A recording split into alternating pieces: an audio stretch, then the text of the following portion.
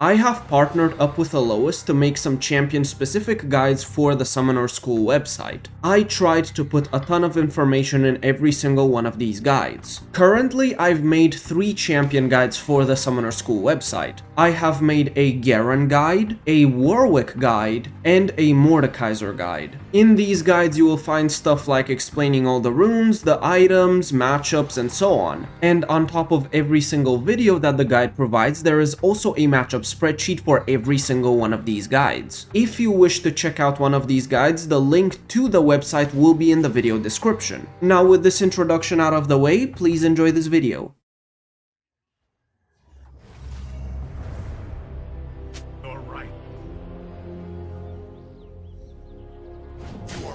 I have finally found a Yorick in solo queue. I know a lot of people have been asking for a Yorick video specifically, but I just have not found any Yorick as Mordekaiser in a very long time, probably at least 7 months or so. So because of that, I quite literally could not show you how to play this matchup because I literally did not lane a single Yorick for that long. Now, how do you want to play the actual matchup? Well, first off, you're probably going to need heal reduction, and this is because his Q heals a significant amount of health. You can get either Oblivion Orb or Bramble Vest, but if you get Bramble Vest, if he does not Q you and Qs the minions, you can't cut out that healing. Though the thing is, in general, Bramble Vest does feel better because the armor feels really nice. Ultimately, it's up to you. Oblivion Orb is better if you're more offensive and you actually try to poke him under tower and he uses his Q to heal and to kill minions. But if he fights you a lot, you can go for Bramble Vest and he will get the heal debuff anyway. There's also some other factors like whether or not they have auto-attacking champions that heal or champions that heal but don't auto-attack, and then you can choose if you want Oblivion Orb or Bramble Vest. You also have the option of just not buying any heal cut and just rushing your Rylai, and that can work. If you decide to rush your Rylai, then you want to wait for that Rylai spike specifically most of the time unless you have Ignite.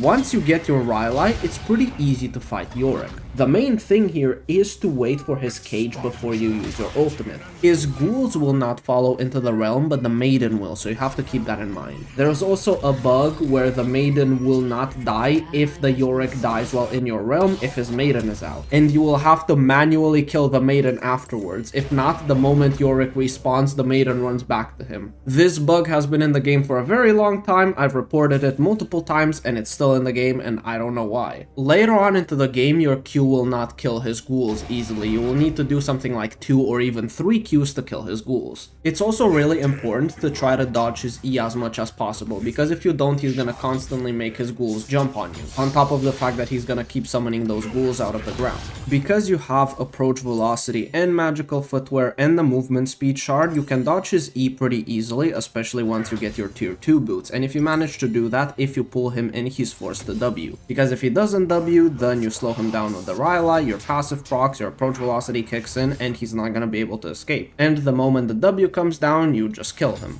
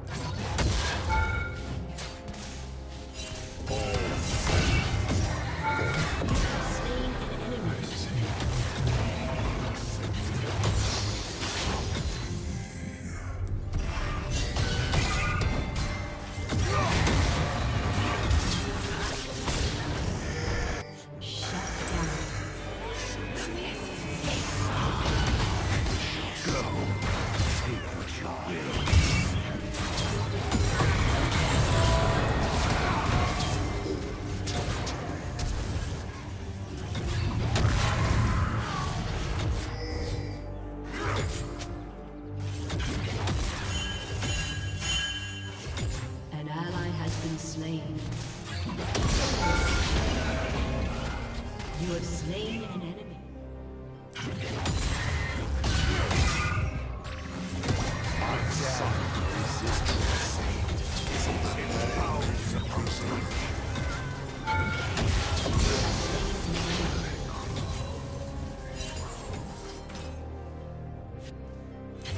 Right now, there's absolutely no way Yorick can go past me. The moment he tries to, I'm ulting him and he dies. And you can also see the fact that when I kill him in my ultimate, and because the maiden is out, I have to manually kill her afterwards. I still don't know why this bug is a thing.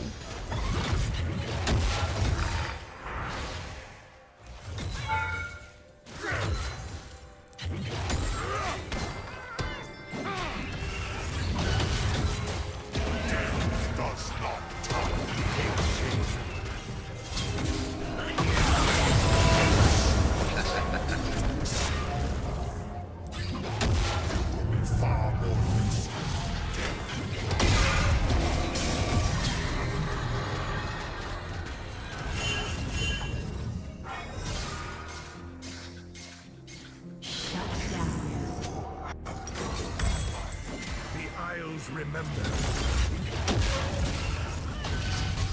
I shall perform my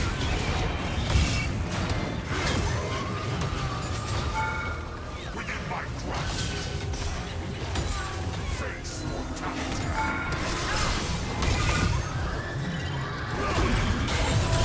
Through the dark.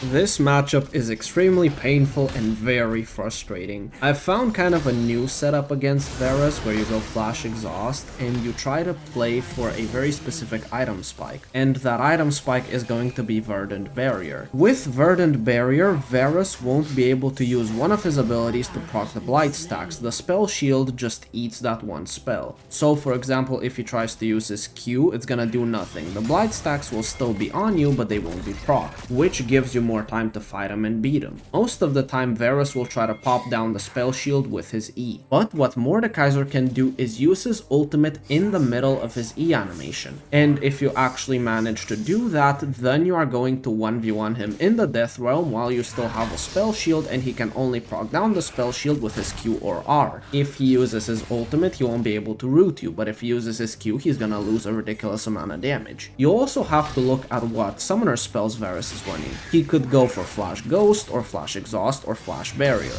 If he goes for Flash Exhaust or Flash Barrier, he will have a lot more dueling power. Respect the fact that the Exhaust will lower your damage significantly, and Barrier will give him more tankiness. If he actually has Ghost, what you can do is press your Exhaust to slow him down, and you get your Nimbus Cloak movement speed. You can also try to fight him pre-6 with your Exhaust, and you can even take flat health instead of scaling health. That way you have a higher chance of actually winning pre-6 6 because of that extra health, and that's pretty good. Typically you want to get tier 2 boots into Verdant Barrier, and then afterwards Hextech Rocket Belt into Experimental Hexplate. Your tier 2 boots depend on the enemy comp. You can either go cooldown boots or swifts, plated, whatever you need for the actual comp. But most of the time I like to rush them, even if Varus does not rush them himself. And that's because I get more move speed to actually stick to him. And it also forces Varus to E when you pull him in, because you're always going to be quicker if he doesn't rush his tier 2 boots.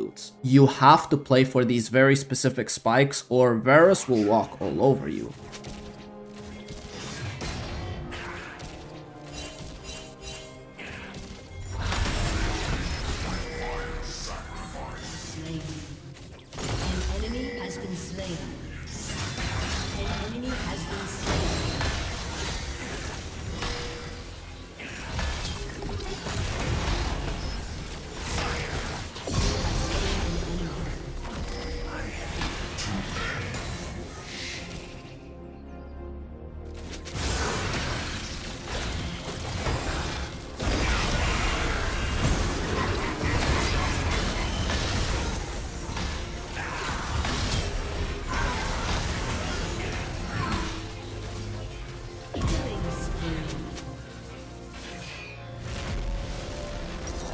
Now that I have Verdant Barrier, it's much easier to play the lane, but I have to watch out because Varus can use his Q from max range to snipe off my spell shield. Though that's not necessarily an issue because you're never going to see a Varus actually fully charge a Q with 0 blight stacks on you. That would make it very annoying for him because you can use that opening to fight him. Yes, you won't have the spell shield, but you won't have his Q.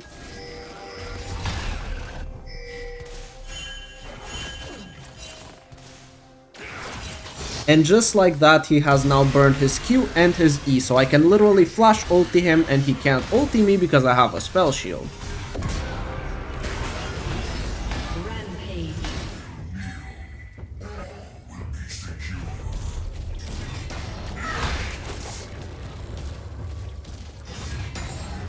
An enemy has been slain. An enemy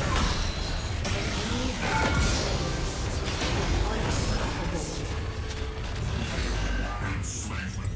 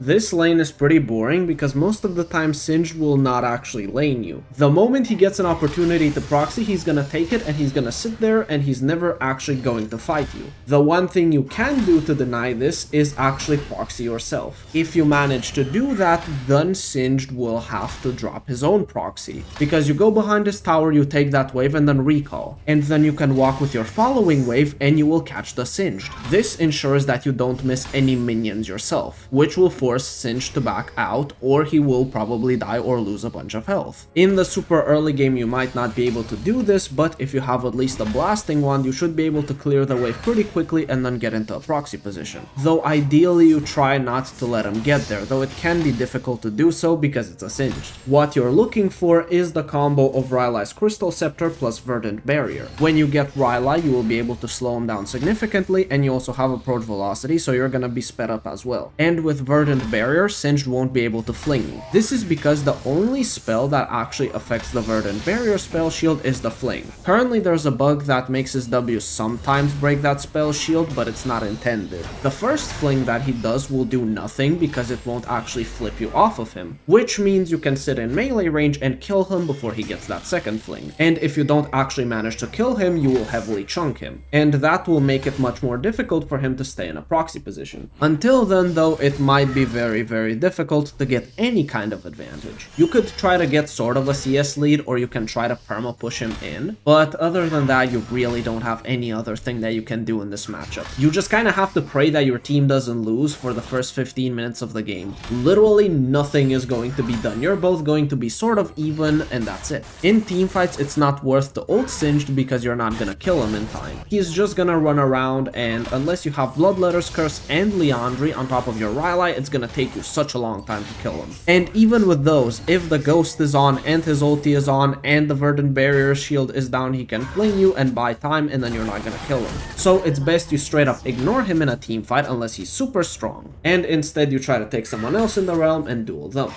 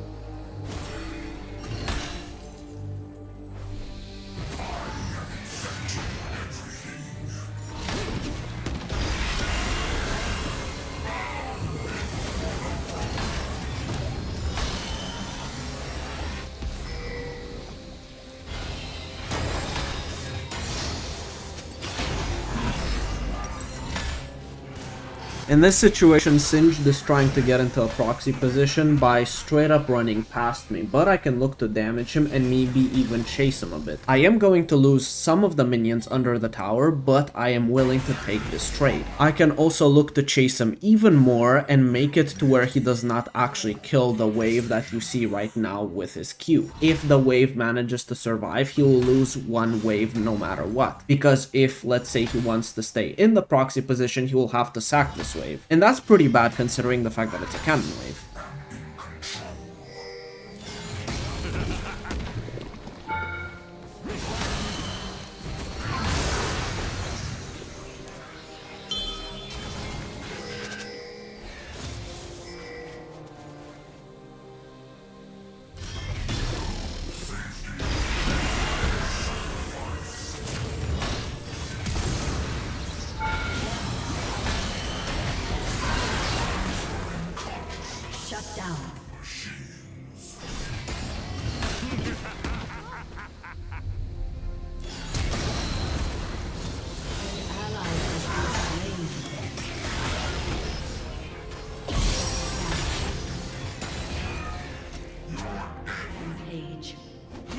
After taking this wave, Singed is going to look to proxy. So what I want to do is quickly kill the wave that he has, and then I want to run behind my tower so I protect my following wave. In this case, he gets into that proxy position, but I immediately ulti him. And you can see that I have the Verdant Barrier spell shield, which means that he can't fling me off of him, which gives me a kill.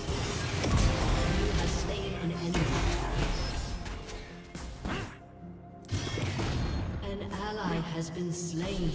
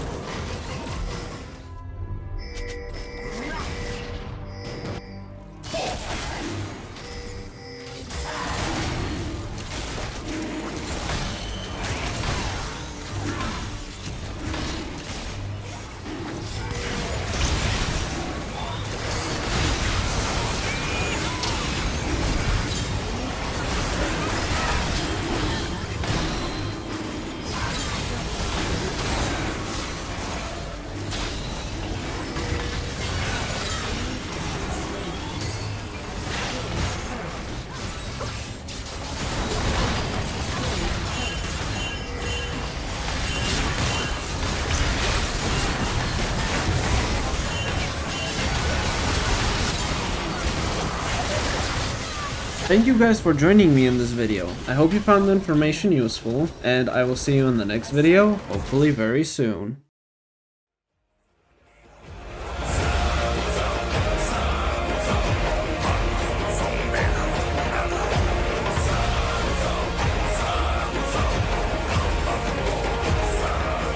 I am favored by the gods and awaited in the Hall of Bones.